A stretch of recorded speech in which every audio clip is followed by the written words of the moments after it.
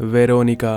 कहानी की शुरुआत स्पेन के शहर मैड्रिड से होती है और साल होता है 15 जून 1991। यहाँ पर हमें पुलिस स्टेशन का सीन दिखाया जाता है जहाँ फोन की घंटी लगातार बज रही होती है। ऑफिसर जब कॉल उठाता है तो दूसरी तरफ से एक लड़की की घबराई हुई आवाज सुनाई देती है। वो लड़की चीख कर कह रही होती है कि जल्दी आओ, उसके भाई की जान खतरे में है। इस कॉल के बाद हम देखते हैं कि पुलिस की गाड़ियां तेजी से एक पुराने अपार्टमेंट बिल्डिंग के सामने आकर रुकती हैं, जहां से उन्हें उस लड़की की कॉल आई थी। पुलिस ऑफिसर्स अपने हथियार और टॉर्चेस के साथ उस बिल्डिंग की तरफ बढ़ते हैं। दरवाजा अंदर से लॉक होता है, इसलिए पुलिस दरवाजा तोड़कर जब अंदर जाती है तो घर का सारा सामान बिखरा होता है। पुलिस वाले टॉर्च की मदद से वहां चारों तरफ देखते हैं और तब उन्हें एक लड़की दिखाई देती है, तो वहां का सीन देखकर वो दंग रह जाते हैं। और यहाँ से कहानी फ्लैशबैक में चली जाती है, यानी कि इस हादसे के ठीक 3 दिन पहले जब सब कुछ नॉर्मल था। यहाँ हम वेरोनिका नाम की एक 15 साल की लड़की को देखते हैं। दरअसल वेरोनिका के ऊपर घर की बहुत बड़ी जिम्मेदारी है। उसके फादर की मौत हो चुकी है, इसलिए उसकी मॉम को घर चलाने के लिए बार में काम करना पड़ता है। क्योंकि उसकी माँ देर रात तक काम करती है, इसीलिए बच्चों को संभालने का काम वेरोनिका का है।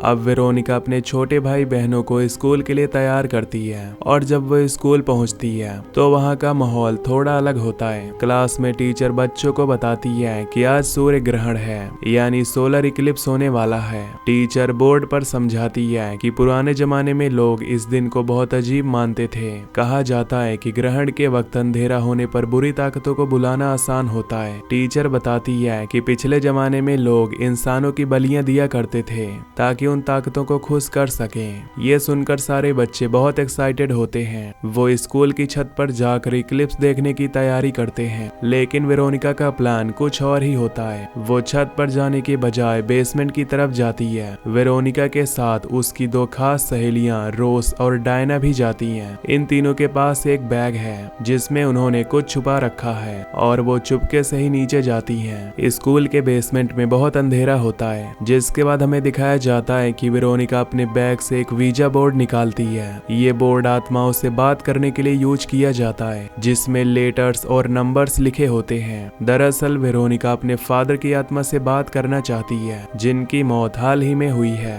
साथ ही उसकी दोस्त डायना अपने बॉयफ्रेंड से बात करना चाहती है, जिसकी मौत मोटरसाइकिल एक्सीडेंट में हुई थी। ये तीनों जमीन पर बैठ जाती हैं और वीजा बोर्ड के ऊपर एक कांच का गिलास रखती हैं। बाहर आसमान में इक्लिप्स शुरू हो चुका होता है और दिन में ही अंधेरा होने लगता है। वेरोनिका और उसकी फ्रेंड्स अपनी उंगलियां बोर्ड पर रखती हैं और वो आत्माओं को पुकारना शुरू करती हैं। वो बार बार कहती हैं कि अगर कोई यहाँ है तो हमें इशारा दो। तभी हम देखते हैं कि वो ग्लास अपने आप ही हिलने लगता है, जिससे वो लड़कियां घबरा जाती हैं। अचानक से वो ग्लास बहुत ज्यादा गर्म होना शुरू हो जाता है, जैसे उसमें आग लग गई हो। डायना और रोज डर के मारे अपनी उंगलियां ग्लास से हटा लेती हैं, लेकिन वेरोनिका का हाथ वहां से नहीं हटता, जैसे किसी ने उसे पकड़ रखा हो। तभी एक तेज आवाज आती है और वो कांच का ग्लास बीच में से टूट जाता है। कांच टूटने से वेरोनिका की उंगली कट जाती है और खून की एक बूंद सीधा बोर्ड पर गिरती है। अब जैसे ही खून बोर्ड पर गिरता है तब अचानक बोर्ड के बीच में आग लग जाती है। डायना और रोज डर कर पीछे हट जाती हैं, लेकिन वेरोनिका अभी भी वहां बैठी होती है। वेरोनिका की आंखें पलट जाती है और वो अजीब सी आवाज में कुछ बड़बड़ाने लगती है। वो धीरे से अपनी दोस्त के कान के पास झुकती है और कुछ ऐसी बातें कहती है जो सुनाई नहीं देती। उसकी दोस्त ये सुनकर बुरी तरह डर जाती है। इसके तुरंत बाद वेरोनिका बहुत तेजी से चीखती है। उसकी चीख के साथ बेसमेंट की सारी लाइट्स फट जाती है और वहां पर पूरी तरह से अंधेरा हो जाता है। वेरोनिका वहीं जमीन पर बेहोश होकर गिर जाती है। अब अगले सीन में हमें दिखाया जाता है कि वेरोनिका स्कूल के एक क्लिनिक में है। उसके पास नर्स खड़ी होती है। वो उसे कहती है कि शायद तुम्हारी बॉडी में आयरन की कमी है, इसलिए तुम बेहोश हो गई थी। लेकिन वेरोनिका को अंदर से महसूस होता है कि वहाँ कुछ नॉर्मल नहीं था। इसके बाद जब वेरोनिका स्कूल से बाहर निकलती है तो उसे अजीब सा एहसास होता है। वो ऊपर देखती है तो उसे स्कूल की खिड़की में एक नन खड़ी दिखाई देती है। वो नन वेरोनिका को बहुत गौर से देख रही होती है। वेरोनिका घबरा कर वहाँ से भागती है और अपने घर वापस आ जाती है। घर आकर वो कोशिश करती है कि वो सबसे नॉर्मल बिहेव करे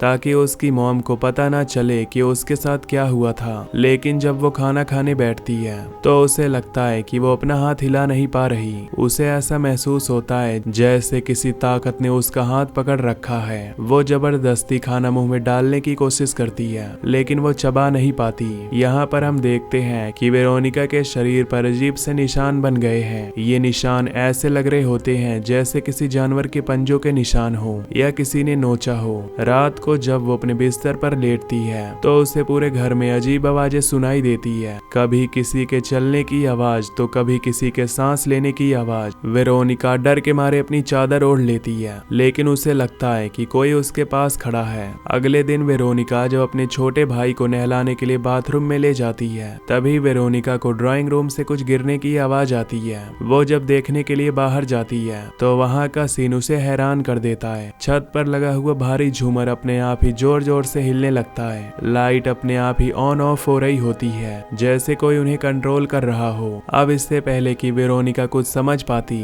ड्राइंग रूम का दरवाजा जोर से बंद हो जाता है। वेरोनिका दरवाजे की तरफ भागती है और उसे खोलने की कोशिश करती है, लेकिन अब दरवाजा जाम हो चुका है और वो पूरी तरह फंस गई है। वो पूरी ताकत लगाती है और आखिरकार दरवाजा खुल जाता है। वो भागकर बाथरूम में जाती है और टैप बंद कर देती है। जब वो एंटोनियो को पानी से बाहर निकालती है तो देखती है कि उसका शरीर लाल हो गया है। गर्म पानी की वजह से उसके शरीर पर रेसेस पड़ गए होते हैं। वेरोनिका अपने भाई को गले लगाती है और उससे माफी मांगती है। अब इसके बाद रात को हमें दिखाया जाता है कि वेरोनिका सोने की कोशिश कर रही है। तभी उसे अपने कमरे के कोने में अंधेरे में एक साया दिखाई देता है, लेकिन वो बहुत ज्यादा लंबा और काला होता है। वो साया बिल्कुल इंसान की तरह होता है। ये देखकर वेरोनिका अपनी आंखें बंद कर लेती है, लेकिन उसे महसूस होता है कि साया करीब आ रहा है। अगले दिन वेरोनिका अपनी फ्रेंड रोज और डायना से बात करने जाती है। वो उनसे पूछती है कि उस दिन बेसमेंट में आखिर हुआ क्या था,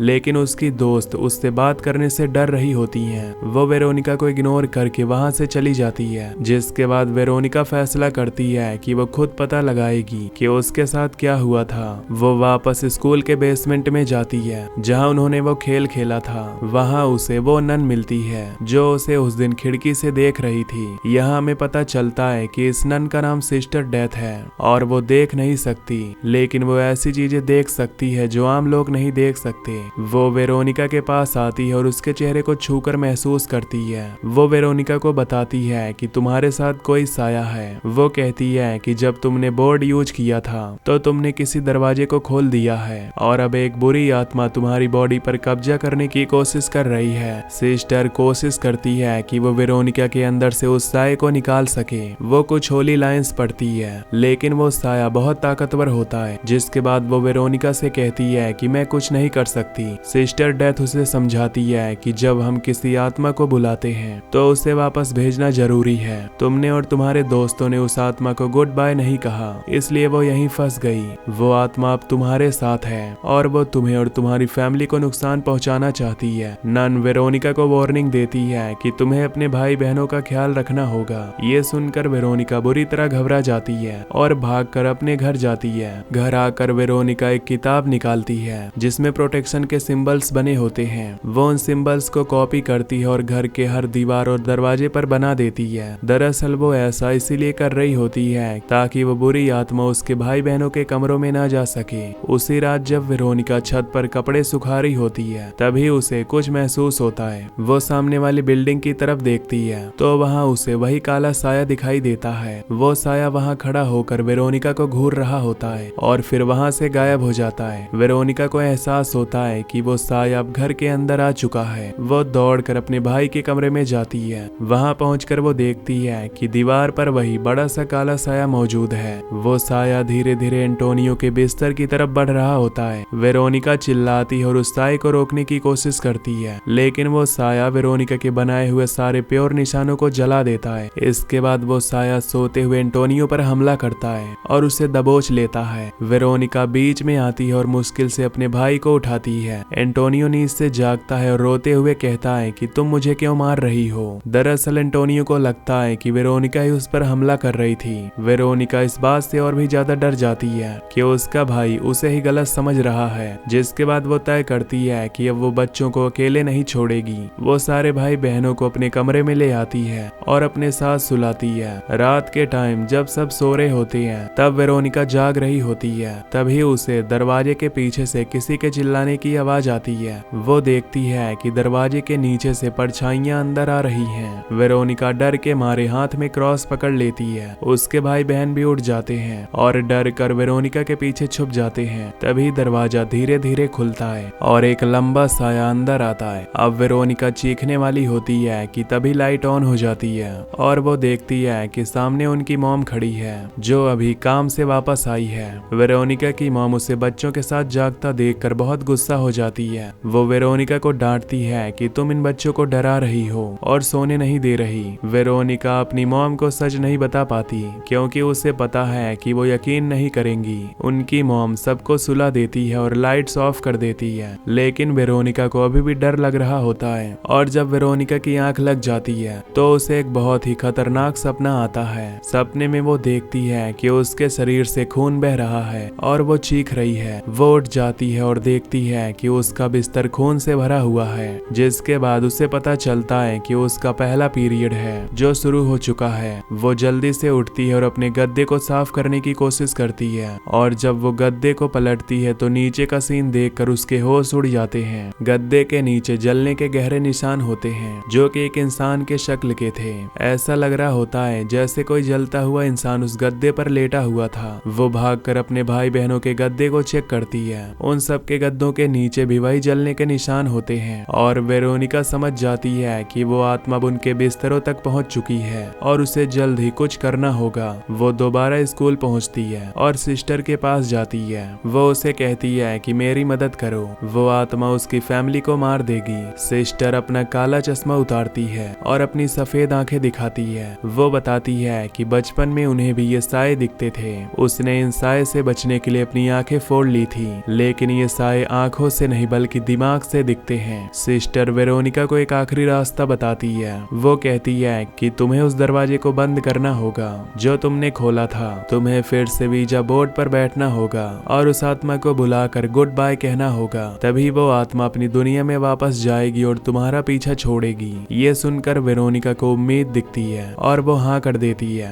वो अपने दोस्तों के पास जाती है और उनसे मदद मांगती है, लेकिन रोज और डायना अब उसके साथ ये खेल दोबारा खेलने को तैयार नहीं होते क्योंकि वो उस मुसीबत में वापस नहीं जाना चाहते। तभी डायना बताती है कि उस दिन बेसमेंट में वेरोनिका ने उसके कान में क्या कहा था। उसने कहा था कि वो सिर्फ 5 दिन जिंदा रहेगी और फिर मारी जाएगी। ये सुनकर वेरोनिका काफी डर जाती है क्योंकि आज चौथा दिन है। वेरोनिका घर वापस आती है और तय करती है कि वो ये काम अकेले करेगी, लेकिन वीजा बोर्ड के लिए 3 लोगों की जरूरत होती है। जिसके बाद वो मजबूरी में फैसला करती है कि वो अपने छोटे भाई बहन की मदद लेगी क्योंकि अब उसके पास कोई और चारा नहीं है। वो अपने भाई एंटोनियो और बहन को तैयार करती है और बेसमेंट में ले जाती है। वो एंटोनियो को एक किताब देती है और कहती है कि इसमें बना हुआ सिंबल दीवार पर बनाओ। एंटोनियो किताब खोलता है लेकिन गलती से पेज पलट जाता है और एंटोनियो उस निशान के बजाय दूसरे निशान को बना देता है जो आत्माओं को बुलाता है। ये सब उस बुरी आत्मा के असर से हो रहा होता है जो एंटोनियो को कंट्रोल कर रही है। गलत सिंबल बनाने से घर में मौजूद बुरी ताकत और ज्यादा बढ़ जाती है। वेरोनिका फटा हुआ वीजा बोर्ड जोड़ती है और उस पर गिलास रखती है। वो तीनों भाई बहन ग्लास पर उंगलियां रखते हैं और वेरोनिका कुछ पढ़ने लगती है। वो उस आत्मा को पुकारती है और कहती है कि वापस आओ। तभी अचानक कमरे का दरवाजा जोर से बंद होता है। ग्लास तेजी से बोर्ड पर घूमने लगता है और वेरोनिका चिल्लाती है कि गुड बाय। वो बार बार कहती है कि यहाँ से वापस चले जाओ, लेकिन वो आत्मा जाने से इनकार कर देती है